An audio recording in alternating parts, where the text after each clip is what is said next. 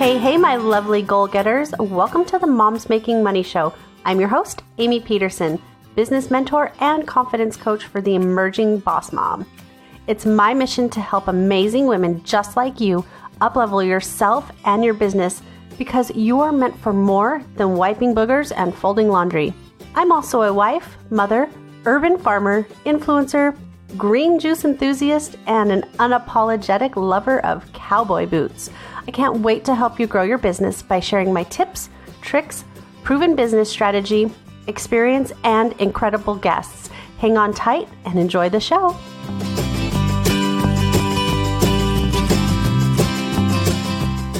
Okay, so we have a special guest for you guys today. I have the lovely Megan Lockhart here. She is a business strategist, and she's going to talk to us about all the things today. So Megan, I'm going to go ahead and turn it over to you. Why don't you give us a little bit of background about yourself, because I know it's super awesome, and basically why you decided to become a business owner and how that journey kind of has gone for you and what the progression of that looks like. Okay, awesome. Thanks for having me, Amie. I'm super excited. I was listening to some episodes. You are inspiring the heck out of women. Oh, thank you. Maybe a few men. I'm not quite sure. But just super, super, super thankful to be here. The sun is shining. I'm in Canada. We had a cold, cold winter, which leads me to kind of be even more blessed and thankful to have this amazing business. So I started this business, Hello Life Academy, from my basement. Like many people, I owned a bar studio, which is not a drinking place. It was Pilates based.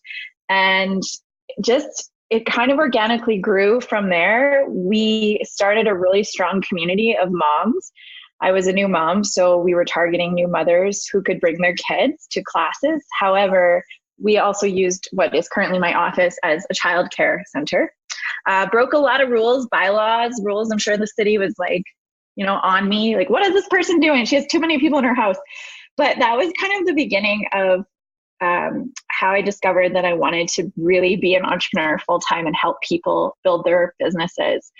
So from the health coaching and the Pilates teaching, I decided to do a magazine, which was kind of unique at the time. It was not that long ago. It was 2014, but it feels like ages ago. And we grew to 1 million readers in 6 months. So just kept inspiring people and having people in this incredible magazine. Sold the health coach business, and then started my business strategy company, Hello Life Academy. And it's just been like a roller coaster of highs and lows. I'm sure that's been your experience too. It's something new every day. Every single day is like a ball of just excitement. I was just telling Amie before we were recording that my son is at the kitchen table and I've bribed him with a cheeseburger, like, stay there, I'm doing an interview. And you know what? I'm so thankful for this journey, but I also kind of, it is an emotional roller coaster. Like the highs and lows are crazy, but I wouldn't trade it for anything. Yes. So tell us a little bit let's talk about this kind of like emotional roller coaster, because I think a lot of our audience who's listening, they're just starting out or they're just thinking about getting started. And that was partly obviously the reason why I started this show is because I wanted to let everybody out there who was on the fence or who was just starting out, like, know that if all these women can do it, and we've been on the air now almost every single week for a year now, if all of these women can do it, so can you. And we've featured women from every type of different style of company and places in the world and all that stuff. So give us a little bit of insight on some of those highs and lows and some of the things that you've had to overcome. Maybe it's, was in the beginning of your journey, or maybe even at the beginning of this new journey that you think might be somewhat relatable to some of these other ladies. Yeah, I remember the day I opened the studio. I looked at the time I had somebody helping me with my kids, and we were offering that service, so childcare services in the house. And I looked at her and I was like, don't answer the door. I don't think anybody's going to come. And I think this is a mistake. I've made a big mistake. And I developed the whole basement to be a bar studio. So my entire basement is a bar studio, which is awesome. But I looked at her and I was like, I don't want to do this. And that fear, which I didn't even recognize was fear at the time because I was new to personal development and all those things, just kind of slapped me in the face. And it just took her saying, "Are you kidding me? This is going to be great." And it was just like that one sentence. And I opened the doors, and then kind of everything spiraled and grew. That was my initial kind of lesson to how to overcome fear, was just do it. Like, just open the door. I mean, that sounds really woo, but it was true. I opened the door, the people came in the studio, and we had a really, really great time. But I mean, now the fear is, I mean, as you get bigger, I'm just going to be really honest, as you grow a business that, you know, helps thousands of people and makes a lot more money, now it's the fear of, well, am I really good at this? Do people like me? Which sounds so juvenile, but it's so friggin' true. And then like lawsuits too, like, oh shoot, you know, we have to have contracts in place and, you know, everything by the book now. And I'm not a by the book person. Thankfully, we have a great team for that. Right. As you get bigger and your audience gets bigger, your confidence doesn't necessarily also get bigger at the same time. You're being challenged to kind of do more work, inner work, outer work. And you know what? I think that the bigger picture is that now, working with clients and seeing clients, you know their fears. You know that they don't feel good enough. So you've got to kind of pump them up. Simple sentences like, you can do this. Just open that door. You can do it. Put your running shoes on. Yeah. Do you ever feel like, and this might be like getting too honest, do you ever feel like that's easier said than done? Am I allowed to swear? Yeah. Yes, for sure. You know, yes. I mean, I sometimes get really annoyed when I read those sentences online, like just lace up or just start the blog or start the website. And obviously, if everybody wanted to do that and could move past that, they would. But I think it's about people. I think it's about being around the right people. Like, I have people in my life who are not supportive. Yeah. And when I have a new idea, I don't talk to them about it. Yeah, I think that is so super common. I almost feel like, and maybe I'm wrong, I don't know, this is just the feeling I get. It's like a generational gap. And I'm not saying that like all of us are millennials, because I don't consider myself a millennial because, you know, I'm 37. But oh my gosh, you're 30. Look at you had beautiful, you're 37? I would never have guessed that. Yes, I'm old. No. But so I don't technically consider myself a millennial.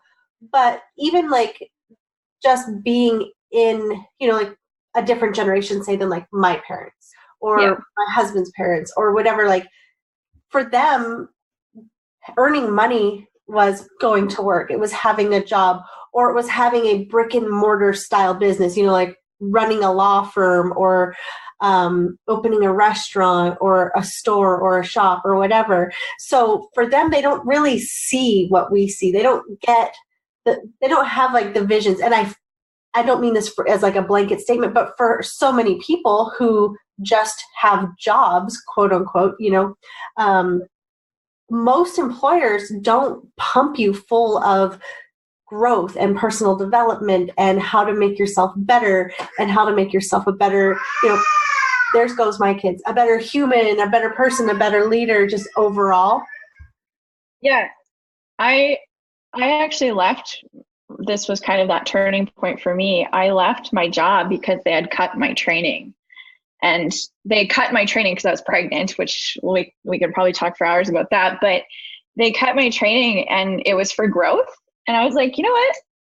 I can't even believe this, but it was an opportunity to do what I wanted to do. But at the same time, yeah, like it wasn't that space of, you need to do training, you want to do training, be creative, do explore this software and these programs. Instead, it was like, nope, sorry, you don't get to grow. Yeah. That's bullshit. So that was like that glass ceiling for me. And I thought, I got to get out of this world. And yes, my parents and even my partner, because he's a little bit older, he's like, why are you on your computer again? Okay. Thanks, bud. And I'm like, this is my job. You go to an office and that's your job. But my computer is my job and I love it. It's my office. So yeah, there is a disconnect for sure. And then you have the younger kind of 20-year-olds who they're like, what they're doing, I don't even know. Like, you're just traveling and you're making Instagram accounts. That's awesome. You're making money from traveling. How cool is that? Yeah, they've got it going on. One of my clients is like the ultimate millennial. I think she's like 24. She's a mom. She's got a marketing agency. She's just like, she's out there like kicking butt, right? That's awesome. I'm like, you go, girl. Like, but she is so, she grew up on social media. Like, she doesn't remember a time that there was like not the internet, And I don't mean that like in any sort of negative way, but I remember growing up, like, I remember we had that god awful dial up and like our were a box, like a huge, our TVs were still boxes at that time. Oh my God. I know. Now I'm really old. I know. I was like, but yeah, this is for all the old folks. No, I mean, it's pretty crazy what we can do. I will say though, although running an online business, it's still really important for me to meet people in person. Yeah. I think there was a period in the industry and online that everything was digital, like download this, do this. Mm-hmm. And now I see things shifting to let's do more retreats, let's gather people together. And you can just watch like even Rachel Hollis and Tony Robbins and them, their events are selling out because people crave that human connection, which I'm so excited about because it's an opportunity. It really is. And it's funny because even as a leader or an influencer, an entrepreneur, whatever, I feel like we crave that too, not just our clients. So one thing that I can tell you in the last year that I've done is I've gotten myself super addicted to in-person things. That's a good addiction. Attending them, I just hosted a VIP weekend at the beginning of this month, and it was so awesome. I feel like, I talk about there's like different levels of connection, like, oh, you meet somebody on Facebook. Cool. That's like staying in touch without staying in touch. That's why I don't even know if they still have like class reunions or not. Then there's, Facebook Live, and you get to, then you can see their body language. You can hear the tone of their message and their voice and all, all that kind of stuff. Then you have like Zoom calls where you can like actually see each other and interact with each other, almost like a real conversation. And then somewhere in between there's like a regular phone call if people still do that. What's that? I don't even know what that is. But then going back to having, those in-person events where you can act like physically like hug each other and feel each other's energy and just, I don't know, there's just something magical about it. There really is. And I love this because I'm curious to hear your answer for this. Have you ever seen someone online and you're like, man, that person would be like my BFF, or like we'd totally have wine together. And then you meet them and they're the complete opposite. They're quiet, they're reserved. And you're like, shoot, what? Like, has that ever happened to you? So not in quite that way, but I have had people who, and I feel like the universe kind of warned me a little bit, where it's like, oh, maybe they're not your soulmate person type of thing. Like, but you're like, no, they seem great. We talk on Messenger. We do this, we do that. Like, I feel like I really know this person, whether that's in a personal setting or a work relationship. And then you get to meet them and you're like, their vibe was like buzzkill. Yeah. So that's like why it's even more powerful to go to these in-person events and to experience them, because you get to, that's kind of a thing that you get to explore too. Yeah. You get to see, okay, what pieces were missing from the conversation? What questions could I have asked?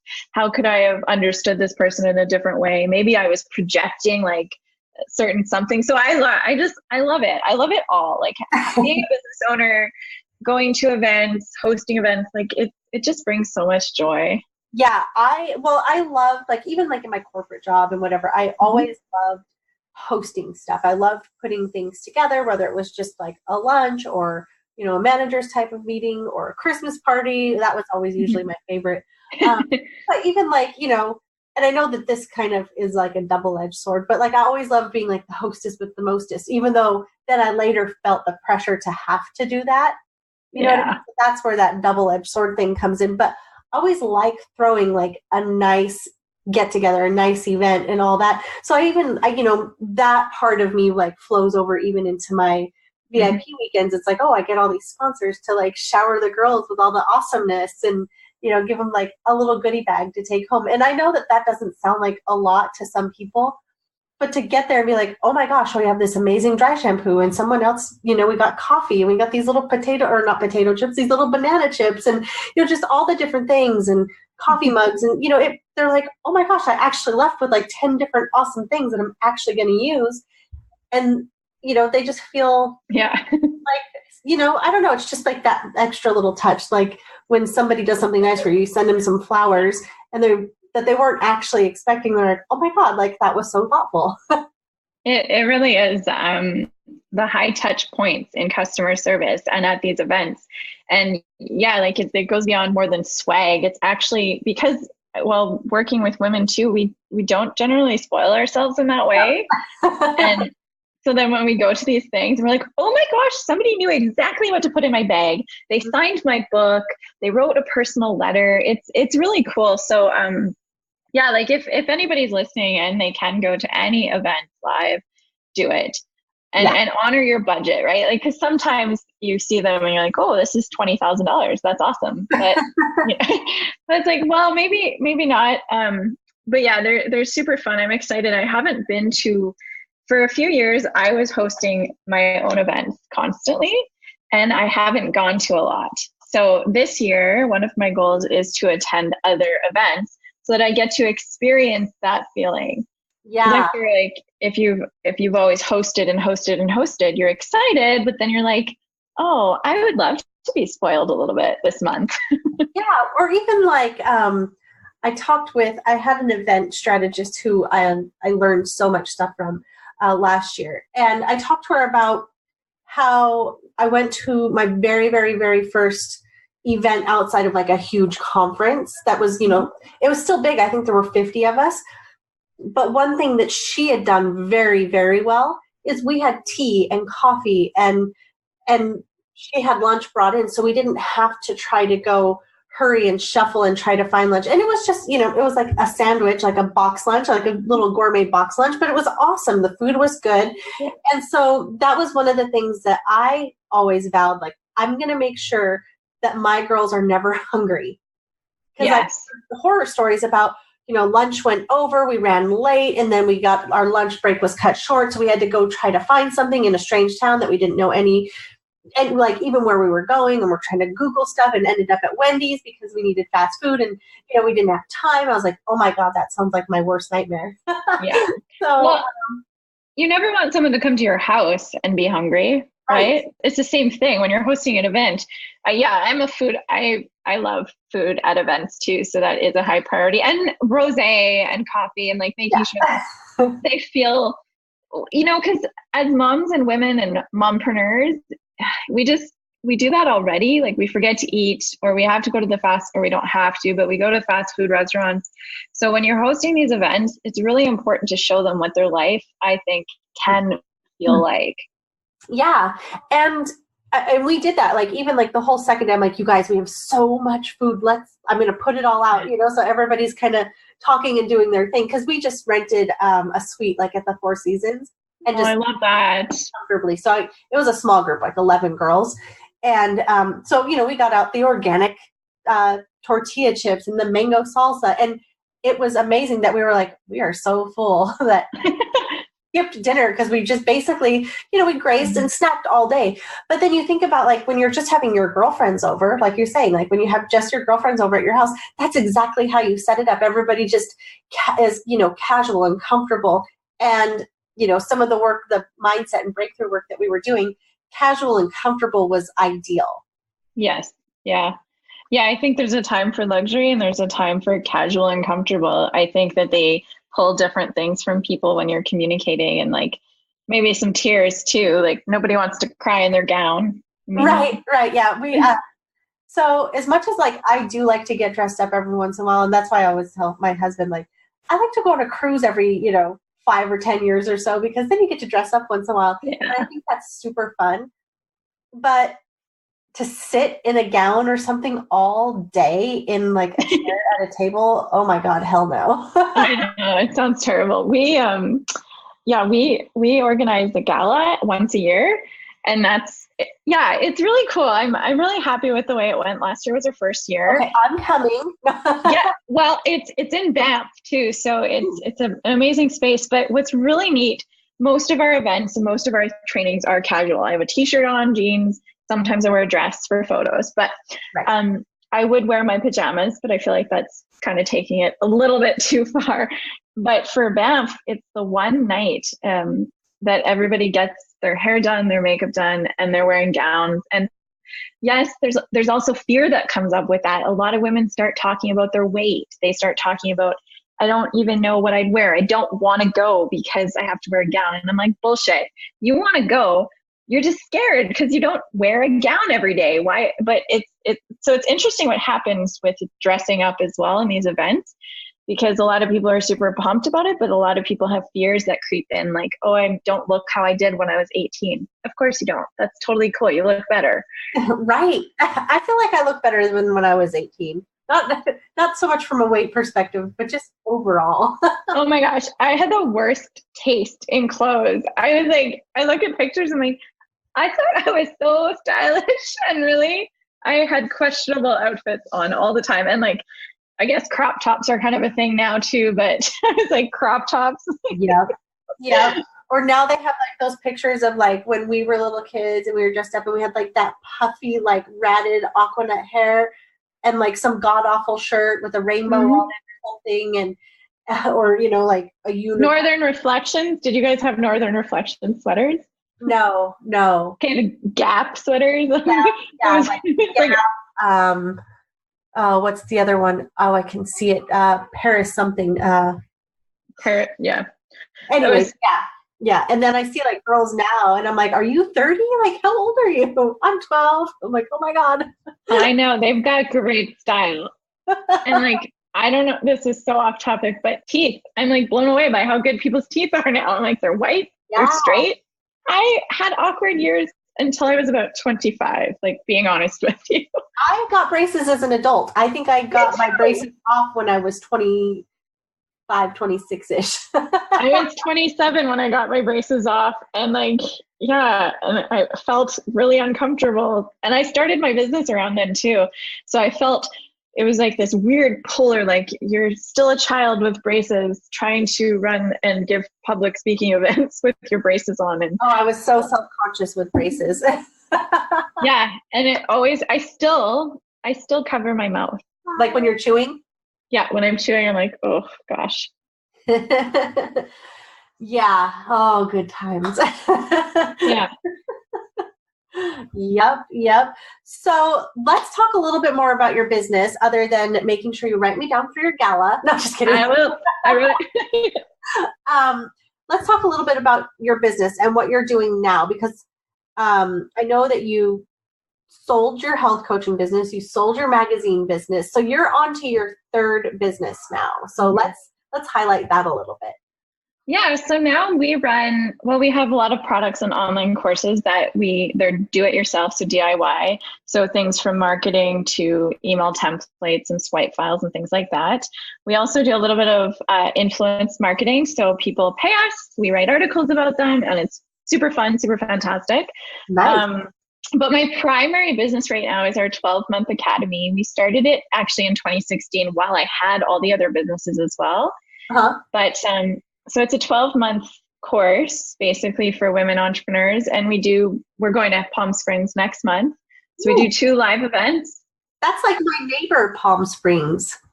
Oh yeah, you were so close. That's right. I'm so excited to soak up the sun. But we work with women who are brand new to the business world and they want to take their ideas and bring them to life. So our first launch, we had 6 women, which was cool in 2016. And now we're up to 30 or 40 women every year. It's a lot of fun. And anything from setting up your launch strategies to how do you hire your team. We've had some women who have done it since 2016. So they're going on their 3rd year, which is also, I'm really thankful for that too. And yeah, that's our primary business. So I work Tuesdays, Thursdays on that. And the rest of the week, I do all the other mommy stuff. Yes, it's mommy stuff right now. My kids are trying to open popsicles because I think. Is it hot out there? No, it's not hot. It's probably okay. So considering that I'm in Southern California and you're in Canada, it's probably warm for you. It's probably 63-ish. I don't know what that converts to for you guys. Yeah, no, math and conversions are not my strong suit. Yeah. So it's not overly hot. I wouldn't say it's hot, like a light jacket for sure.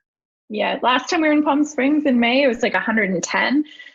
We tried to touch the car door. We rented this because we're Canadian. We rented a convertible because we're like, sweet. And like, we couldn't sit in it because it was so like, but that's the other really cool thing about the Hello Life Academy is women come from all over. Some women have never been on a plane by themselves. And it's stepping into that fear, coming to these events and meeting strangers. And meeting strangers is the scariest thing as a 30, 40 plus year old woman, I think. I talk to strangers.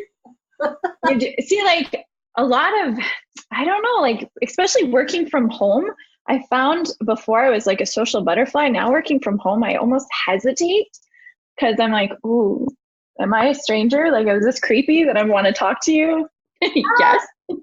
I think you're probably right. I talk to people less now. I feel like I'm a lot more introverted now that I'm like a mom and a home office employee, whatever, or not employee, than I once was. And I don't know if that's like normal or I don't know, whatever. Yeah, that'd be interesting to study almost, or to kind of poll some people. Are you more introverted now that you have your home office? Because in corporate, you'd go for tea breaks, lunch breaks, you'd have Christmas parties. And now it's like, where's my Christmas party? Let's get together. Let's have a party, guys. Yeah. Well, then now you're kind of like, don't get me into Christmas. We'll just, we'll see ya and we'll like barbecue or something, like or whatever. Yeah. And your dream Mother's Day is, can you take the kids for the day? So I can take a nap and a shower by myself. And work without like, little we love our kids, but you know how it is. Yeah, no, I totally get that. Like, I usually wait till, so like my husband's home right now because he had to work last night. So he's sleeping. So that's why I've got these crazy kids in here bouncing all over me. But yeah, I am curious. I am loving this conversation because I'm also home with my kids. They're upstairs, and the comment was made this morning from my partner, are you just going to be on the computer all day? And I was like, well, I know you're not trying to hurt my feelings right now, but I also just made the daughter's lunch, sent her to school, took him to the jump. There's a play place in town so that I could just be on my computer. But man, those words sting hard. Like you think and you're like, shit, maybe I am on my computer too much, or but then you get to, like, your kids are off today. You get to be with them and not send them somewhere, all because you started a business, right? So I grew my entire business last year with no full-time childcare, and I still don't have full-time childcare. So when I had my first son, I went back to work because I had a corporate career, and I actually liked my corporate career. I still am in contact with my boss who I had for 13 years or whatever.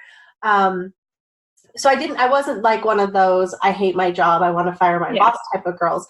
But it's super funny because so we had a nanny during that time. And so she would come one day for half a day each week, every morning on Thursdays.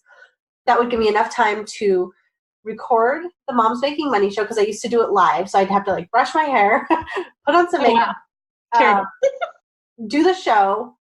And then I would go out and work with my horse trainer for an hour. That was it. That was it. And I only started doing like the horse training thing for two reasons, because we ended up rescuing like a horse who needed to have some work on some like trust and stuff. And I was like committed to finding something to do for myself because I was like, oh my God. And so I was growing this business in all the nooks and crannies. And, I always said I was like a nap time warrior. But then, it's like now they go to school 3 partial days a week. So I get like 12 working hours of just like focused work time. And that's makes all the difference to me. But also during that kind of like 12-ish hours or whatever, that's when I can go to the doctor. Because I remember in 2 years, I think I got my hair cut like 2 times because my hairdresser's schedule never lined up with our nanny's schedule. And so I was like, well, shit, forget it. Yeah. Who needs hair anyways? Just like, Clark, like, I don't know. So I get to do some of those things for myself now too during that time. Yeah. And it took me a long time to get to feeling okay with that because my little guy's only 2. And so having biz besties, that really helped me out because I was able to, with their kind of gentle nudges, even though I think one of them might have just kicked me right in the butt if I had given her too much flack, because they don't go to just like a daycare, they go to a Montessori school. So I look at it like it's an educational play date. They're not there watching cartoons. They're not there, I was going to say picking their nose, but they're most likely They're probably picking their nose. But they go there and they're learning things and they're counting and they're growing fundamentally. So I feel really good about it actually. I don't feel guilty about it. But so going kind of back full circle, the thing that I think is so funny is your partner goes to work all day. I know. And nobody makes him feel bad about that. I know. No, yeah. You know what I mean? Like my husband goes to work all day. Like he had to work all night last night because he builds power lines. So sometimes they can't take power during the day. Yeah. And it's super funny because people we know, they would never, ever be like, oh, you go to work? Like you're getting a promotion? Like, God, how dare you? But when it's moms and women, it's like, you're going to take a promotion and leave your kids with somebody else? I know. And it's like, what the hell? Like, I don't know any dads who've ever been made to feel bad about furthering their career or even their own business for that matter. Or like, once a month on Fridays, he takes her to school and he's like a superhero for that one Friday. And I'm like, oh, come on, I take you to school every day. I drop you off. And it is people are like, oh, that's so nice that he does that. Wait, what? And I think that's where we need to come together. And like when we do see a mom at the school drop off every morning or wherever, it's like, awesome. Like, it's so cool that you get to take your kid to school. I think those little sentences can change, her entire day or perspective or her year, or just like that tiny piece of gratitude. Cause it's not like my 4-year-old or 7-year-old say, hey mom, thanks for bringing me here. They're like, mom, you forgot my lunch. Oh, okay, I'll be back. I do. It's a really crazy, crazy time. And I think that without being really negative about it, we are meant to have careers, but we're also meant to be these people who are in their lives constantly, and then friendships, and then horseback riding or piano lessons for ourselves, or like. But your house better be clean and your laundry put away and your cups need to match. Yeah, it is nuts. It's this like really interesting time to be here.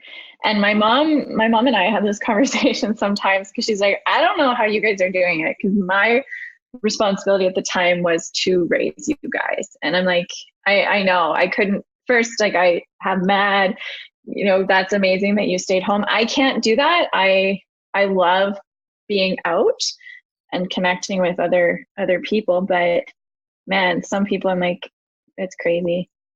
Yeah, it's like a conversation that you could have for days about kind of this imbalance between, or inequality between men and women and moms and dads, that you don't want to shit on either sex, but there is a totally different expectation, From society. Yeah, not so much even from like, because like people are like, your husband will do the dishes. I'm like, yeah, he lives here too. Like, what are you talking about? Like he doesn't have any problem helping out. Like if he's working overnight, then no, he's not probably going to come home at 8 a.m. and do the dishes. And, but yeah, it's super funny that people are like, your husband helps out around the house. I'm like, yeah, and I have a housekeeper, so what? So we've got lots of help. Did you find, one of the things I struggled with, and we're going to talk about like fear and all of those crazy things. We had someone coming in to help weekly with the house because I couldn't do it. But there was this internal conflict I was really struggling with why can't I find time to clean my own house? Like, that's not the life that I've tried to set myself up for. So I actually let her go. And that kind of really shot me in the foot. Like, that was stupid because I was afraid of what people were saying too. There was just, we live in suburbia. We live in a community where a lot of the women are home, and I just felt like a bad person for not being able to wash my own floors, which is so stupid. So, when I started I co-own an electrical company. When I started it back in 2009, that was like one thing that I committed to doing, that if I'm going, because I worked a corporate job at that time as well. I was like, all right, I'm going to get help doing stuff like scrubbing the toilets and washing the shower. That's something that I maintained, but the same as you. So I quit my job, and I felt like I went through this whole entire identity crisis because I wasn't Amie from work. I wasn't, I wasn't this person who did all these things. And then, people were like, oh, we'll just call Amie. We'll just call Amie. Like all of that was gone. And it was like, all right, well, I'm here with these two tiny humans. I guess that I could like fold the laundry and I could wash the toilets. And I was just like, ugh. That was short-lived. I, and that was one of the things that I used my income from. That, it's not like I'm like, hey babe, will you cover this? Not to say that he wouldn't, but that's like one of the reasons, it's like I work so that I don't have to scrub toilets. Yeah. And don't get me wrong, like I have mad respect and there's zero shame at all for being super, super, super awesome at just being a stay-at-home mom. And I don't even mean like just being a stay-at-home mom, because it's a lot of work. I'm just really enjoying all of those moments and all of that stuff. I enjoy being with my kids, but I knew, maybe it was part of my identity crisis or whatever, but I knew. And so I have like this little slogan, that I was meant for more than wiping boogers and folding laundry. Oh, I love that. I was meant for more than doing that, like 24/7. Like, don't get me wrong. I usually have boogers like on my pants or on my sleeve or, whatever. But I was just like you. I was so worried for the longest time, like, okay, I'll have the housekeepers come like every other week. It's not that big of a deal. And then I was like, man, I was at an in-person retreat, and I was with my coach, Sarah Dan at the time, and my biz bestie, Nicole, was there. And I was like, I really just wish somebody would do the freaking laundry. And so Sarah was like, why don't you just have somebody do it then? And I was like, well, I don't know. Like, and it really came down to what would other people think. Yeah. But I came to the conclusion that I was like, oh, every person I know would be so happy to have somebody put their laundry away. So I ended up kind of in a roundabout way, like I didn't take any action on it. I didn't purposely go out and, get like a fold and fluff service or anything like that, because I'm super picky about like laundry soap and all that. And then, if it's fold and fluff, they still don't put the laundry away. So I ended up changing housekeepers, and the new housekeeper, she was the exact same amount of money. She's like, you want me to do your laundry while I'm here? And I was like, yeah. Thank you. Like, so I love her. I absolutely love awesome. You should, we should share her. She would like it up here. It's a little bit colder, but no, I think that's a really powerful thing. It's really what other people are thinking. And I mean, I think that you're a very confident woman, and I'm a confident woman as well. But man, like those little tiny voices that are sometimes actually vocal, like somebody will say, well, why don't you just take less clients? And you're like, what? What do you mean take less clients? I don't want to wash my floors. But yeah, it's like those voices that constantly come up. And I almost kind of think that too much personal development for people also leads them to a space where they are kind of, it's like judging, like, you read these books and it's like, I had all this help and blah, blah, blah. And you're like, shit, should I get help? Am I not doing enough because I'm not getting enough help? No, you have to find what works for you. Like, obviously, if you can afford to pay your rent, don't hire somebody to come and fold your laundry. Like, it has to be practical. It has to make sense. And it has to not be something that's going to, like, screw you over, right? That's right. So, don't sell your kidney for that. Like, no, it was And it's, you go back and forth. Like sometimes I'm like, I really should make time for my house, but I am not a super house person. I'm not. I will openly admit it, and all my friends know it. Our team knows it. They come over and they're like, okay, Megan, like, let's just like organize your desk a little bit. But I'm creative. It's part of my, charm, I think. Yeah, so and it's super funny for me because I like to have a clean house, but I have two tiny humans that live here, including, I think my 2-year-old is like the Tasmanian devil. He can turn this whole house upside down with toys in like 10 seconds flat. Oh, I know. You have 2 boys, right? Yeah. Yeah. I have a daughter and a son, and my son is like, my daughter's pretty good at keeping things tidy, like Lego and stuff. But my son, he's like a nightmare. I couldn't even imagine having 2 boys because they're also just like climbers. And, my son took Sharpie all the way down the stairs once, and it took multiple coats of paint over that thing. And my husband was so mad. And I was like, oh, well, we should have probably been watching him a little bit better. You can't see that even though I was sitting in this chair and about 12 inches from me is red marker on my desk.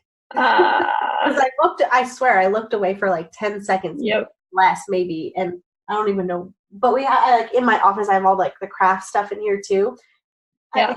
He's so fast. Yeah, they're fast. And crafts, like, it's good to distract them with crafts. I used to do that on calls, like, hey, do a craft. And then that was a mistake because you'd be like, ooh, thanks guys, but this is messy. So now I am an iPad mom. Like, hey, go on the phone, watch this while I do work. And you know what? Take it one day at a time. The phases of life. They're going to be in school soon, full time, and they won't have their iPad at all. So yeah. Well, and I mean, there are things that you can set up on an iPad that are educational too and fun. And it's not like, it's not like they're watching, I don't know, Beavis and Butthead or something, No, they're watching Ryan Toys. Oh yeah. Yeah. So then after the show, Mom, I'd really like a GoPro. No, you're not getting a GoPro. You are 4 years old. I mean, maybe it would be kind of cool for you to walk around the house with a GoPro and show everybody what we're up to all day, but no, I don't think so. That's so funny. Yeah, so good. Well, I could definitely sit here and obviously chat with you all day. So I know you had a freebie for everybody. Do you want to tell everybody a little bit about that? Yeah, I think that the best thing that everybody can do is head over to the website, so hellolifeacademy.com/blog, because there's constant freebies on there, from how to write a blog post, or you can just kind of stalk us and check out what we do have. Next week, we have on the 28th, I'm doing a live class teaching women how to bring any business online. And with that, there's 100 ideas. So you get an e-guide with 100 ideas of how to bring your business online. So for all those storefronts or those older people who are like, how do I even do this? It's pretty fantastic for that. But the blog is full of awesome resources, and we do feature women all the time on there. So thank you so much for having me. It was a lot of fun. I wish I was in San Diego. That would be way, way more fun. Come on down anytime. I will put the link to that also in the show notes. So you guys can just swipe up and grab that as well. This has been so much fun. So obviously we are going to be staying connected. I encourage all of you guys to also hop on over and stay connected as well. See what they've got going on over at the Hello Life Academy. Maybe you'll see me at the gala. I hope so. I'm like I'm visualizing you there. I can see you there. It's going to be manifesting me. I am. Manifesting. Come on, Amie, let's do this. Awesome. Well, thank you so much for joining us. And again, and maybe really quick before we sign off, can you tell everybody else like where to find you in all the places, Instagram, Facebook? Yeah, if you look up Hello Life Academy, you're going to find us through that hashtag on Facebook, website. That's what we go by. So awesome. Hello Life Academy is the bee's knees. Awesome. Well, thank you so much. It was such a pleasure, so much fun. And I'm sure you guys will be hearing from her again here on the Moms Making Money show. If you guys would like, feel free to leave her a 5-star review and show her some love, and share this interview with anybody who you feel like could use a little pep in their step and grow their business.